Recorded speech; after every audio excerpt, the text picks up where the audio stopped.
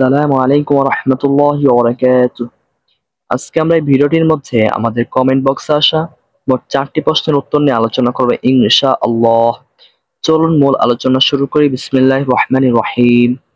সর্বপ্রথম আমরা আমাদের চ্যানেলের যে সম্মানিত ভিউয়ার্সের প্রশ্নের উত্তর নিয়ে আলোচনা করব।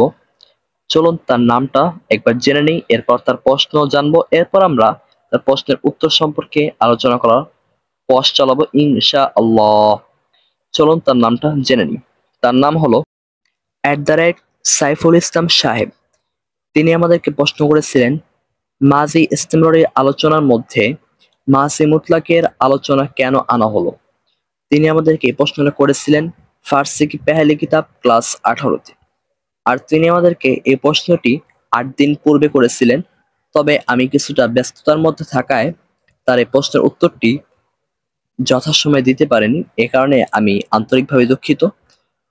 আর তিনি আমাদেরকে এমন একটি গুরুত্বপূর্ণ প্রশ্ন করেছেন যে প্রশ্নের উত্তরটি এক কথায় দেওয়া সম্ভব নয়।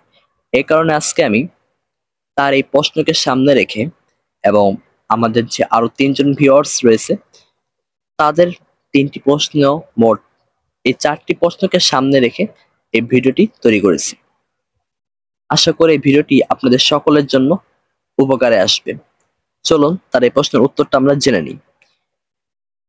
আমরা বলবো তার এই প্রশ্নের উত্তরে, মাজি ইস্তেমরারির মধ্যে মুসান্নিফ রহমতুল্লাহি আলাই মাজি মুতলাকের সিগার শুরুতে যদি জমির আসে তাহলে মাজি মুতলাকের সিগা মাজি মুতলাকের অর্থ প্রদান না করে মাজি বায়েদের অর্থ প্রদান করে থাকে। এ কারণে মুসান্নিফ রহমতুল্লাহি আলাই মাজি মুতলাকের আলোচনাকে মাজি ইস্তেমরারির মধ্যে এনেছেন।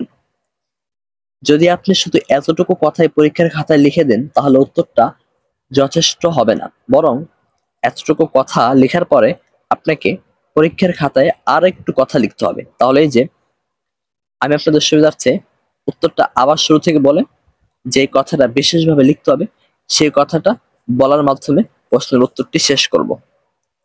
উত্তরটা হবে এরকম যে মুসান্নিফ রহমতুল্লাহি আলাই মাজি ইস্তেমরারির মধ্যে মাজি মুতলাকের আলোচনা এনেছেন এ কারণে যে মাজি মুতলাকের সিগার শুরুতে যদি কখনো জমির আসে তাহলে সেই মাজি মুতলাকের সিগা আর মাজি মুতলাকের অর্থ প্রদান করে না, বরঞ্চ সে মাজি বায়েদের অর্থ প্রদান করে। আর শিক্ষার্থীরা যেহেতু মাজি বাইদ এবং মাজি ইস্তেমরারির অনুবাদ করার ক্ষেত্রে অনেক ভুল করে থাকে, এ কারণে মুসান্নিফ রহমতুল্লাহি আলাই শিক্ষার্থীদের মাথায় যেন এ কথা থাকে যে মাজি মুতলাকের সিগার শুরুতে যদি কোনো জমির আসে তাহলে ওই সময় মাজি মুতলাক আর মাজি মুতলাকের অর্থ প্রদান করে না, বরঞ্চ সে মাজি বাইদের অর্থ প্রদান করে থাকে। আর মাজি বাইদ এবং মাজি ইস্তেমরারি অনুবাদের ক্ষেত্রে শিক্ষার্থীরা কিভাবে ভুল করে আসুন সেটা একটু জেনে নিই। তাহলে এই যে মাজি ইস্তেমরারি অনুবাদের ক্ষেত্রে অনুবাদের মধ্যে একার আসে না, আর মাজি বাইদের অনুবাদের ক্ষেত্রে একার আসে। এই একার আসা না আসা নিয়ে শিক্ষার্থীরা একটা দ্বন্দ্বের মধ্যে, মানে দ্বিধা দ্বন্দ্বের মধ্যে সবসময় মগ্ন থাকে। অর্থাৎ তারা মনে রাখতে পারে না কোনটার ক্ষেত্রে একার আসবে আর কোনটার ক্ষেত্রে একার আসবে না। এই কারণে তারা ম্যাক্সিমাম সময় পরীক্ষার মধ্যে এই বিষয়টাকে ভুল করে ফেলে। এ কারণে মুসান্নিফ রহমতুল্লাহি আলাই তার জন্য বিষয়টাকে খুবই ভালোভাবে আয়ত্ত করেন। এ কারণে তিনি দৃঢ়তা বোঝানোর জন্য মাজি ইস্তেমরারি বহাসের মধ্যে মাজি মুতলাকের আলোচনা তুলে ধরেছেন। এখন আমাদেরকে বুঝতে হবে একার আসে আর আসে না একার এটা মানে কি। একটা মিসাল তথা উদাহরণ দিলে বিষয়টা স্পষ্ট হবে। যেমন ওদাস্ত অর্থ হলো সে রেখেছিল, এখানে অনুবাদ যদি আপনি এরকম করেন যে সে রাখলো তাহলে অনুবাদটা সুন্দর হবে না। অনুবাদটা সুন্দর হবে না মানে এখানে উদ্দেশ্য হলো আপনার অনুবাদটা ভুল হবে। কেননা মাজি মুতলাকের সিগার শুরুতে কোন জমির আসলে সেখানে মাজি মুতলাকের অনুবাদ হবে না, বরং অনুবাদ হবে মাজি বাইদের। উদাস্ত এর অর্থ হবে সে রেখেছিল। এখন আপনি যদি সে রেখেছিল এটাকে অনুবাদ করেন এভাবে যে সে রাখছিল, তাহলে সেটা মাজি ইস্তেমরারির অনুবাদ হবে। দেখুন সে রেখেছিল, এখানে কিন্তু র এর পূর্বে একার রয়েছে। যদি আপনি র এর পূর্বে এখানে একার দেন তাহলে এটা হবে মাজি বাইদের অনুবাদ। আর যদি আপনি র এর পূর্বে একার না দেন তাহলে এমত অবস্থায় সেটি হবে মাজি ইস্তেমরারির অনুবাদ। অর্থাৎ আপনি যদি বলেন সে রাখছিল তাহলে সেটি মাজি ইস্তেমরারির অনুবাদ হবে। আর যদি আপনি অনুবাদ এভাবে করেন যে সে রেখেছিল, তাহলে সেটা হবে মাজি বাইদের অনুবাদ। আশা করি বিষয়টা আপনাকে বোঝাতে পেরেছি।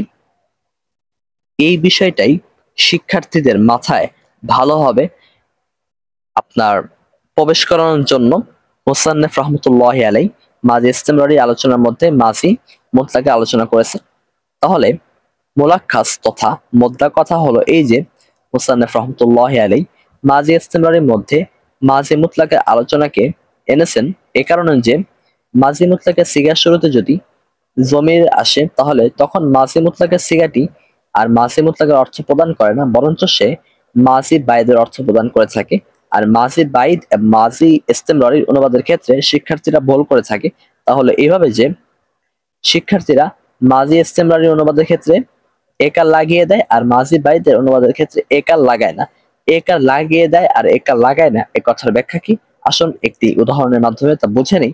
তাহলে এই যে উদাস, এর অর্থ হলো সে রেখেছিল। এই সে রেখেছিল অনুবাদের ক্ষেত্রে যদি আপনি অনুবাদ এভাবে করেন যে সে রাখছিল, তাহলে এটা হবে মাজি ইস্তেমরারির অনুবাদ। এখানে দেখুন, রয়ের পূর্বে কোনো একার না দিলে হবে মাজি ইস্তেমরারির অনুবাদ।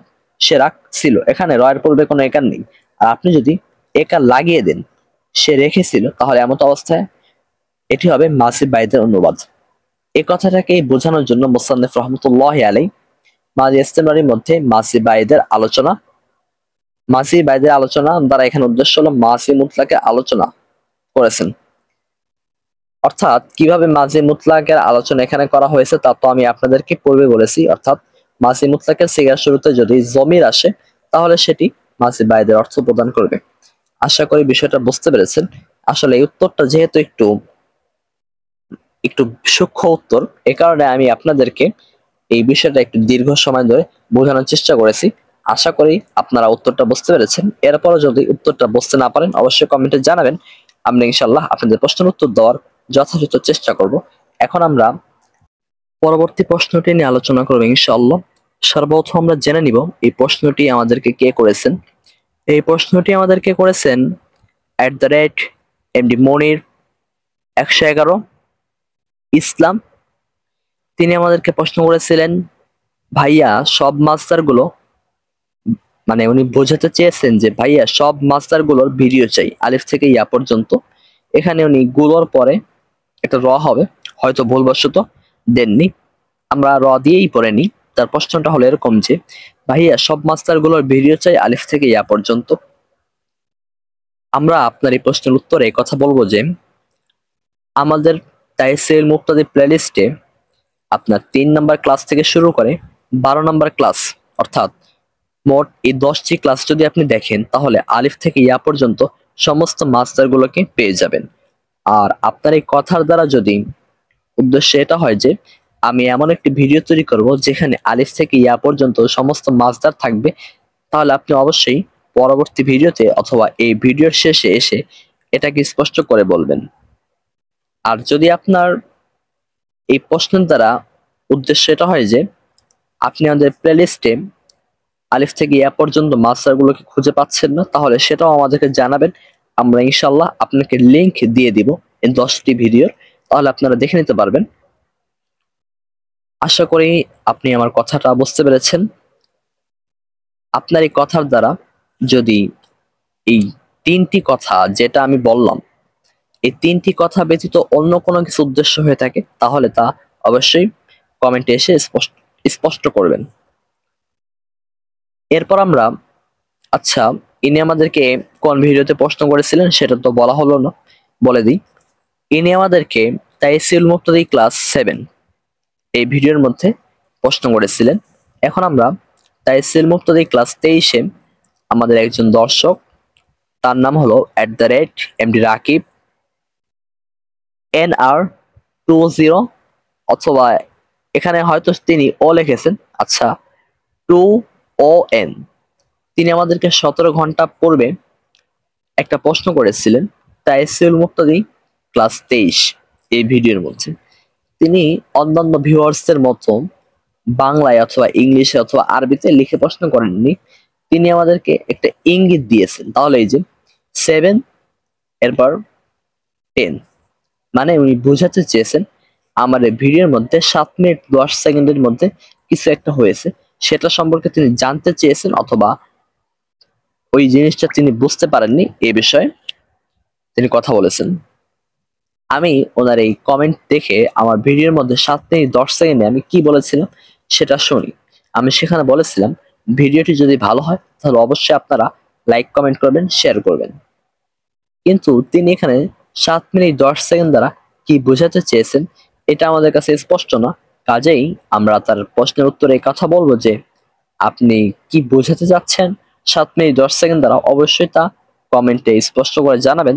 তাহলে ইনশাল্লাহ আমরা আপনার প্রশ্নের উত্তর দেওয়ার যথাযথ চেষ্টা করব।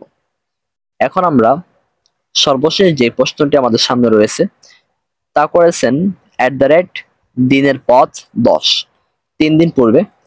ইনি আমাদেরকে একটি প্রশ্ন না তো মানে একটি মূল্যবান মতামত দিয়েছেন, অর্থাৎ পরামর্শ দিয়েছেন। পরামর্শটা হলো এই যে তিনি লিখেছেন ভালো লাগলো, তবে ব্যাকরণ গুলো দিলে ভালো হতো। তিনি প্রশ্ন করেছিলেন ফার্সি কি পেহলি কিতাব ক্লাস 3-তে।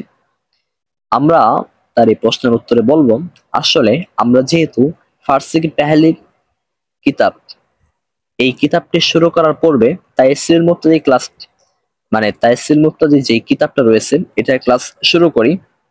আর ওই কিতাবের মধ্যে যেহেতু ফার্সি ব্যাকরণ নিয়ে আলোচনা করা হয়েছে, যতটুকু ব্যাকরণ তাইসির মুক্তাদি কিতাবে বর্ণিত হয়েছে ততটুকু ব্যাকরণই আপনার তাইসির জামাতের যে সমস্ত বই রয়েছে ফার্সি তা পড়ার জন্য যথেষ্ট মনে করি আমি। এ কারণে আমি আর পৃথকভাবে ফার্সি পেহলি কিতাবের মধ্যে ব্যাকরণগুলোকে উল্লেখ করিনি, কেননা আমি তো পূর্বেই ফার্সির যে ব্যাকরণ রয়েছে গুরুত্বপূর্ণ সেগুলো তো তাইসির মুক্তাদি কিতাবের মধ্যে ক্লাস আকারে বলেই ফেলেছি। এ কারণে আমি আর দ্বিতীয়বার সেটাকে রিপিট করিনি। আর আপনার এই কথার দ্বারা যদি এটা উদ্দেশ্য হয় যে আপনি চাচ্ছেন আমি পরবর্তীতে একটি প্লেলিস্ট আকারে ফার্সি ব্যাকরণ সম্পর্কিত যে নিয়ম নীতি রয়েছে সেগুলো আলোচনা করি, তাহলে আমি অবশ্যই সময় মতো, অর্থাৎ আমি যখন একটু ব্যস্ত আছি, ব্যস্ততা শেষ হবে, তখন ইনশাল্লাহ আপনাদের জন্য ফার্সি কি পেহলি কিতাবের মধ্যে যে সমস্ত উদাহরণ গেছে এবং ফার্সিতে কথাবার্তা, ফার্সিতে আপনার মোতালা করার জন্য যে সমস্ত নিয়ম নীতির প্রয়োজন তার সম্পর্কে একটি প্লে লিস্টের মধ্যে ধারাবাহিকভাবে ভিডিওগুলো আপলোড দিব। আশা করি আপনি আমার কথাগুলো বুঝতে পেরেছেন। তারপর আমি আরো একবার বলি আমি কেন এই ভিডিওর মধ্যে ব্যাকরণগুলো দেই না। কারণ ব্যাকরণগুলো আমি পূর্বেই তাইসির মুক্তাদি ক্লাসের মধ্যে বর্ণনা করেছি, এই কারণে আর সেগুলোকে বারবার রিপিট করি না। রিপিট করলে ভিডিওগুলো অনেক বড় হয়ে যাবে, এমনিতেই ভিডিওগুলো অনেক বড় হয়। আশা করি আপনি উত্তরটা বুঝতে পেরেছেন। এরপর তিনি ফার্সি পেহলি কিতাব ক্লাস 1-এ লিখেছিলেন ভালো, মানে এই ভিডিওটি ওনার কাছে ভালো লেগেছে, উনি আমাদেরকে একটি ভালো মন্তব্য করেছেন। এ কারণে আমরা দোয়া করি আল্লাহ তাআলা যেন তাকে নেক হায়াত দান করেন। আল্লাহর অশেষ রহমতে আমাদের কমেন্ট বক্সে আসা যে 4টি প্রশ্ন ছিল সেই 4টি প্রশ্নের উত্তর আমরা এই ভিডিওর মধ্যে দিতে পেরেছি। এ কারণে আমরা আল্লাহর কাছে কৃতজ্ঞতা জ্ঞাপন করছি এবং শুকরিয়া আদায় করতেছি, আলহামদুলিল্লাহ।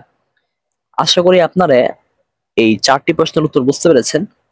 এরপরে যদি এই 4টি প্রশ্নের উত্তর সম্পর্কিত আপনাদের মনে কোনো প্রশ্ন থেকে যায়, অথবা আমাদের চ্যানেল সম্পর্কিত, অথবা আমাদের ক্লাস সম্পর্কিত, অথবা আমাদের ব্যক্তিগত জীবন সম্পর্কে কোনো প্রশ্ন আপনাদের মনে উকি দেয়, তাহলে অবশ্যই আপনারা তা আমাদেরকে কমেন্টে জানাবেন। আমরা ইনশাআল্লাহ আপনাদের প্রশ্নের উত্তর দেওয়ার যথাযথ চেষ্টা করব। আজকের মতো আমরা আমাদের ক্লাস মানে এখানে কমেন্টের ক্লাস শেষ করতেছি। সকলে ভালো থাকবেন। আসসালামু আলাইকুম ওয়া রাহমাতুল্লাহি ওয়া বারাকাতুহু।